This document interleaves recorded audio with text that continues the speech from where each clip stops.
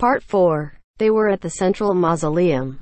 It was surrounded by statues of gigantic warriors and knights which looked like they were protecting their liege lord. They were so realistic that they looked like they might move at any moment. Hecarim was hidden by the foot of one of the warrior statues, keeping a close eye on one of the 4 smaller mausoleums. After some time, Hecarim noticed 5 people running over at top speed from one of the mausoleums. He continued hiding, inspecting the running people for any abnormalities, and also whether anyone was observing them. After that, once he had confirmed that the running people were fine, Hecarim finally breathed a quiet sigh of relief. He leaned out from behind the statue and flashed a signal. Gringam, who was running at the head of his group, noticed it and ran toward Hecarim. "Gringam, what took you so long? My sincerest apologies. It seems I have kept thee waiting." "Well, it's not like we arranged a meeting time, so it's fine. That aside, let's move to a different place and decide what we'll do next." Hecarim lowered his stance, leading the way even as he kept an eye on his surroundings. Shortly after they began moving, Gringam asked, "A question, if I might. Has thy team discovered treasure?" After hearing the barely concealed excitement in Gringam's voice, Hecarim recalled the way his own team had been and smiled to him in satisfaction. "Oh yes, we did. We were all smiles. The old man said so too. So that was thy experience as well? Truly, we did well by coming to this tomb. Indeed, we should properly thank whichever big shot was buried here. That said, after discovering so much treasure, we might have to prepare ourselves for the possibility that the main tomb will be barren. No, I'm willing to bet that there will be more treasure." "Thy words. How much dare you wager?" "Not bad. Not only can I find more in the tomb, but I can make a tidy sum off you as well." "Wonderful. However, the problem is that you and I might bet on the same thing." Neither of them laughed out loud, simply smiled broadly. "Indubitably. Speaking of which, this one has a question to ask of thee." "What is that?" Before Gringam's eyes was a massive statue, which had something which looked like a lonely stone plaque by its feet. "You mean that?" Hecarim told the results of their investigations as they continued walking. The other 3 teams had seen the characters on the slab, but nobody understood it.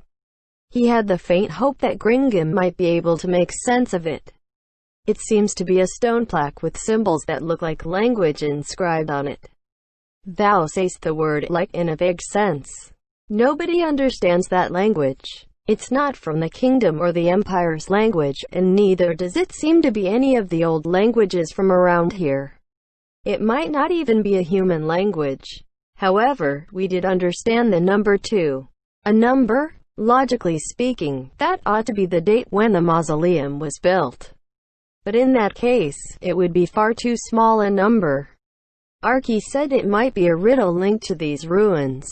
In any case, just keep it in mind." "Indeed, I shall certainly do so." After passing the huge statue, they ascended a long, gently sloping flight of stairs that seemed to be made of the same material as the stone sarcophagus, and the entrance to the central mausoleum stretched before them. "'Tis the stench of the dead." "Yes, you're right. It's a common smell on the Cat's Plains." Hecarim expressed his agreement with Gringam's muttering. While it was not as nauseating as the vile odor of decay, the faint stench of undeath unique to graveyards hung in the cold air. There were undead present in such a well-kept tomb. The group prepared themselves as they stepped into the mausoleum. Before them was a great hall. Countless mortuary slabs of stone lined either side of the hall, and opposite them was a staircase leading down.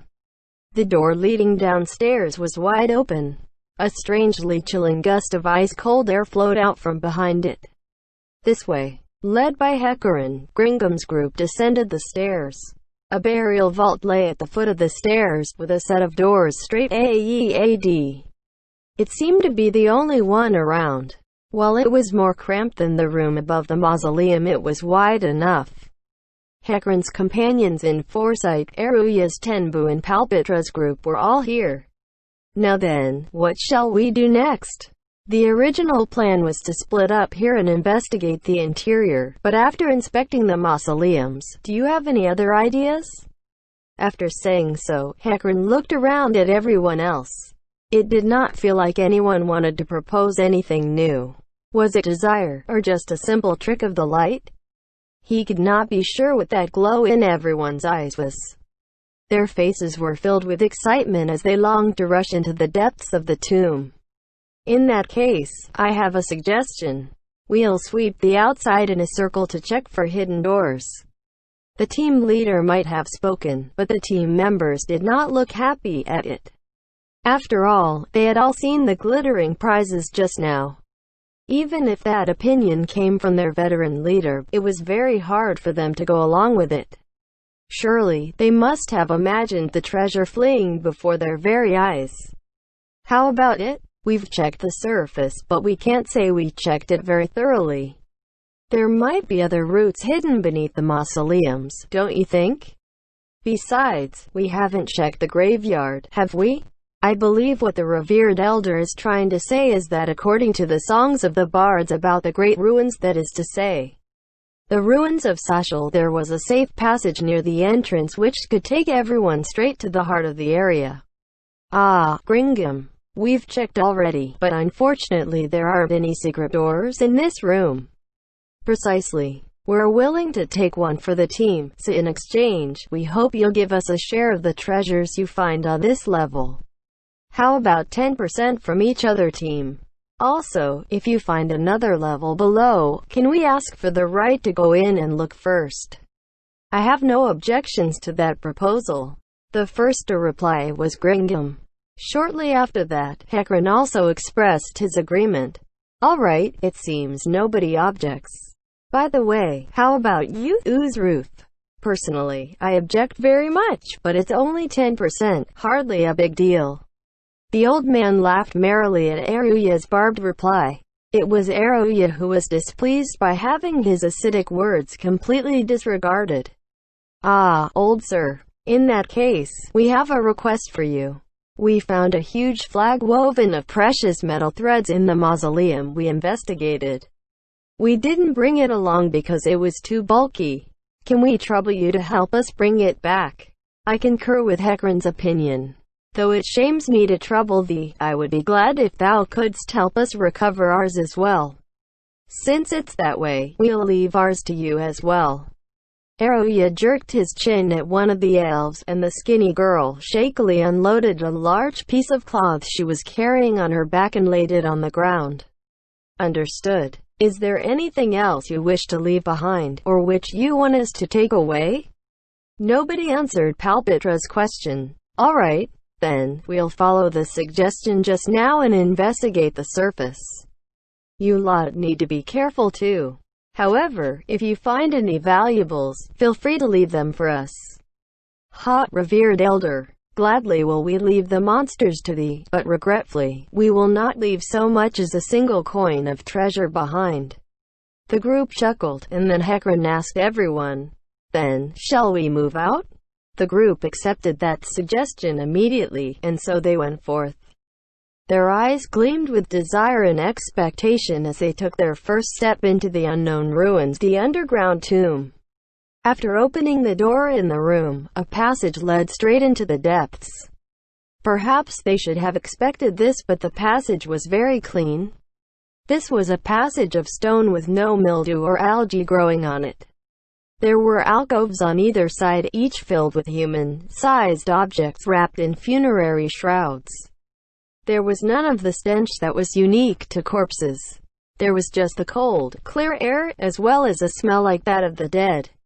There were white lights spaced along the ceiling at regular intervals, but due to the great distance between them, there were still a lot of shadowy corners along the passage.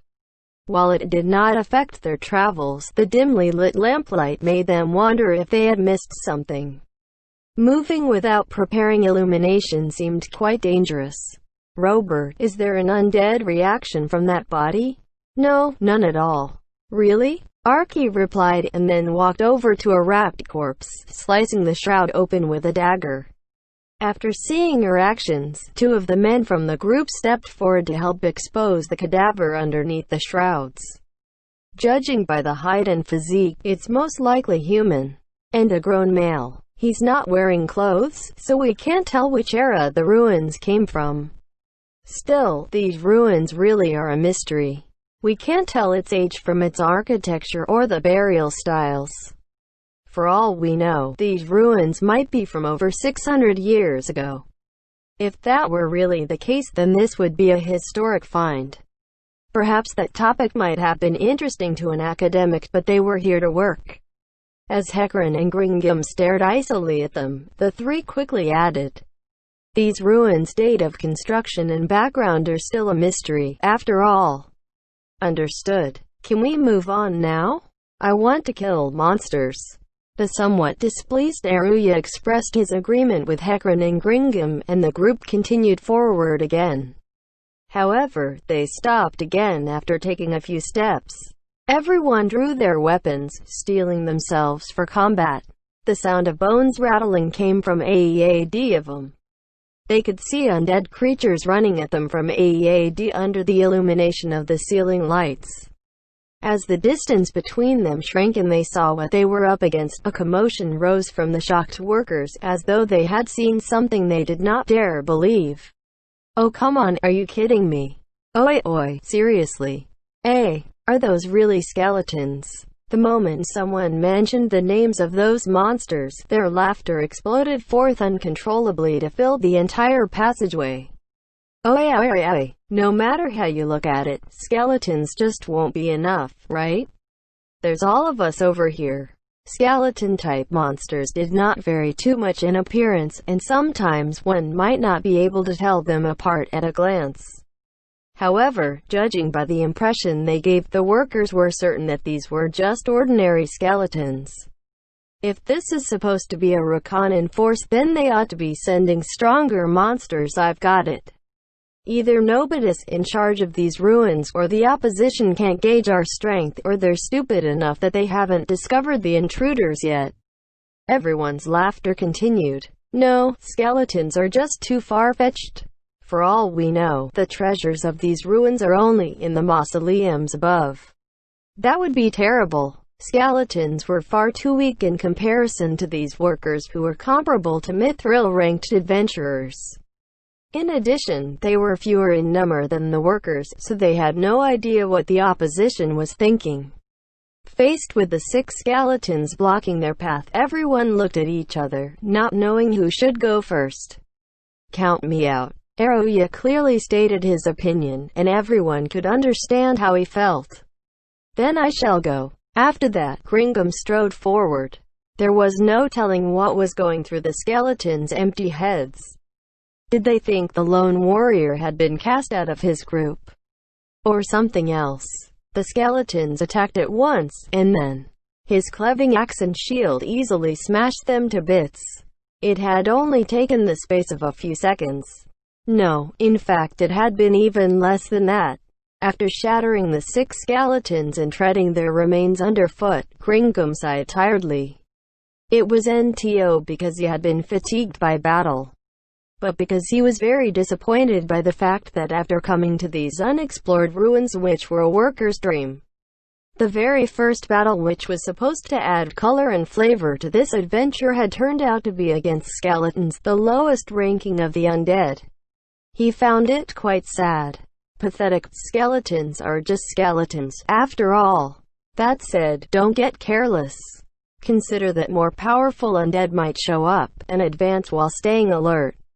Everyone's lips drew tight as they heard Gringham's words. They advanced deeper into the ruins, their hearts filled with expectation for the mountain of treasure that awaited them. Good grief, they're gone. They're all gone. They might be workers, but we did break bread with them, and they're our comrades for this job. I hope they'll come back safely. What do you think, Monsan? That they're all going to die? Ains answered in gloomy tones, and the leader of the adventurers who had questioned him froze up. Crap. I said what was in my heart. No, what I meant was that we should be mentally prepared for that outcome. These are previously undiscovered, and there's no telling what dangers are waiting for them inside. Being too optimistic is harmful. I see, so that's what you meant.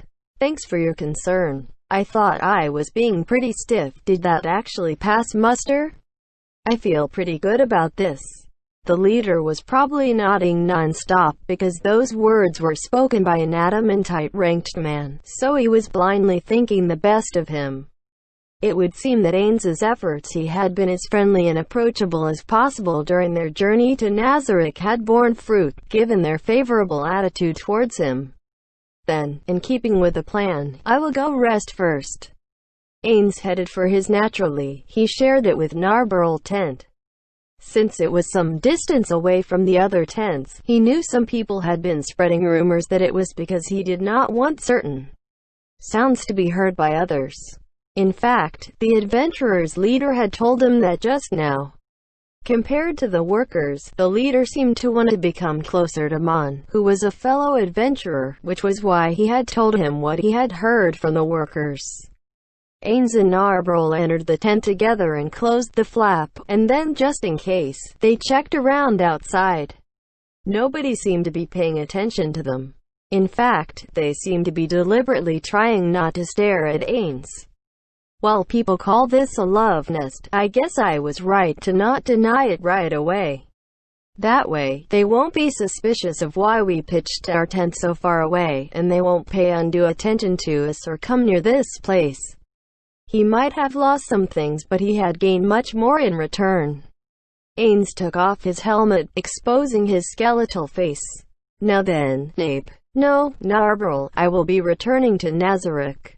I plan to have Pandora's actor take my place. If anything happens before that, think of a clever way to deal with it. Understood, Ains-sama. If anything happens, contact me immediately. I'll leave that to you. Ains dismissed his magically created armor and swords. The weight of the helmet in his hands vanished as well. He did not feel tired, but after being liberated from the full-body bindings of his armor, he could not help but sigh contentedly. He rotated his shoulders, which did not ache as a remnant of his human personality.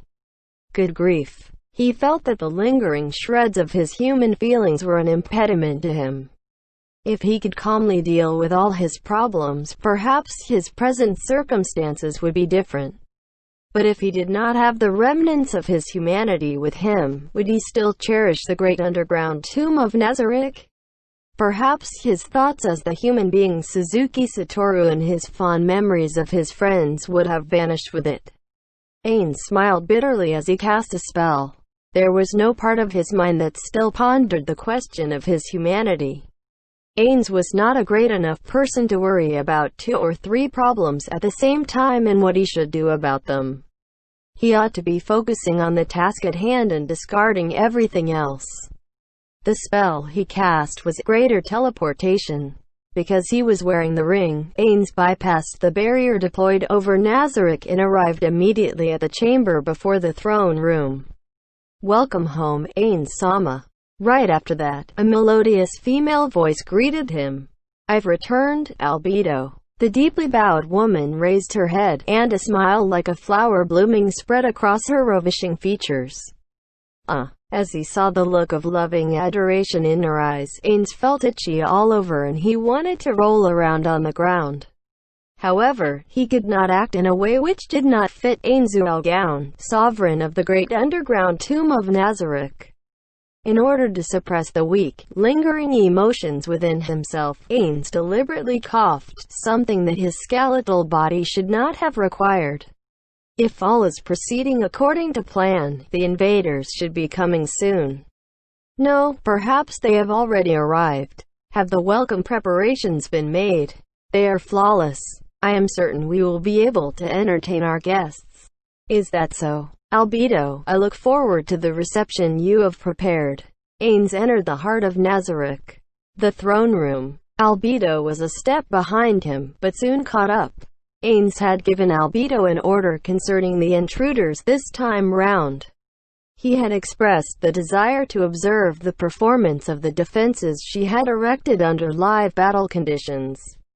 In the past, his friends had decided where the pop monsters would spawn in Nazarick and where to station the monsters.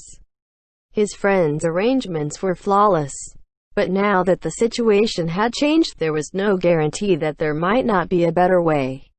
In that case, one could say that re-evaluating the security arrangements was a pressing necessity. Therefore, he wanted to take this opportunity to observe it for himself. The intruders are very weak, so obviously it will be impossible to use them to verify all the systems. Still, I hope we will learn something from this operation. Understood. I guarantee I will meet your expectations, Ains-sama. Very good. Also, as you know, spraying poison gas on the enemy before the undead charge them and other currency-utilizing traps are to be strenuously avoided. I hope you will stick to traps that involve the pop monsters. Will that be alright? Ains nodded as he saw Albedo's smile. Really now? Then I shall stay here and enjoy the show. Right, where are the other floor guardians? I ordered everyone to gather upon your return. They will enter as they arrive. Is that acceptable? I shall allow it. After all, it is more amusing when more people are gathered. As Ains slowly sat down upon the throne, several television monitor-like objects appeared before him. The monitors showed scenes from within Nazarick. Or in other words, the scenes which their controller Albedo wanted Ains to see. This should have been the result of Albedo's tinkering with the defense network, but Ains was not quite sure what had been changed. In order for this training exercise to be fruitful, I need to learn something from these images. Otherwise, things will go badly when the exercise is concluded and we swap opinions. Ains was the supreme ruler of Nazarick. Such a highly placed man could not claim ignorance of the defensive systems to his own subordinates. Then, just in case, I'd like to confirm that Ariadne won't activate, will it? He opened the control console and saw that all was well, but he still could not help asking. I don't think so. However, I have a question for you, Ains-sama. If the intruders block up the entrance, will Ariadne activate? Ains recalled Q&As he had seen before in Yggdrasil. Or no, had it been explained in a patch? I don't think so. I remember it shouldn't. I think it had been that way in Yggdrasil, but nobody could guarantee that it would still be that way in this world. Besides, they could not be sure if the Ariadne system even existed. Then what if there was some sort of man-made manipulation? What would happen? It might not activate, but after thinking about the losses we'll take if it does, I'd rather not take that risk. The Ariadne system. This was one of the checking mechanisms involved in the Yggdrasil base creation system. The simplest way to make an impregnable fortress was to simply block up all the entrances so nobody could get in. For a large underground tomb like Nazarick, simply burying it underground would suffice. However, that was intolerable from a gameplay perspective. The Ariadne system was used to monitor them in order to keep players from building a base like that, which was difficult to invade. The system's specifications required that there be a continuous path from the entrance to the heart of the dungeon. That aside, the Ariadne system would also measure the distance traveled within the dungeon, the number of doors one had to pass through, and many other categories, all in exacting detail. Once a dungeon which violated these requirements was uploaded to Yggdrasil, a penalty would be levied and a great deal of funds would be deducted from the guild coffers. For Nazarick, the 5th and 6th floors had solved all these problems that, and the help of a great deal of cash items had helped them sustain such a large dungeon. One of the monitors which Ains was controlling showed an image of the workers. Che. Alright, they've finally entered. I was getting tired of waiting. Ains was deeply displeased to see these lowlives enter the fortress he had built with his comrades, staying it with their filthy feet. Therefore, the surge of emotion within him exceeded the cut-off point, and he was immediately calmed down. Even so, it could not fully bank the flames of his aggravation. Albedo, not a single one of them is to escape intact, do you understand? But of course. Please enjoy the fate that will befall these foolish thieves who dare profane the sanctuary of the Supreme Beings. Also, I believe you said earlier that you wanted lab rats to test your swordsmanship with. Which lot shall we use? That's right. I've sparred with the old man before. I've practiced with that man on the road, and this team isn't suitable for practice. By process of elimination, it has to be them. Ains shifted the monitor so Albedo could see, and pointed to a group of people, and chapter.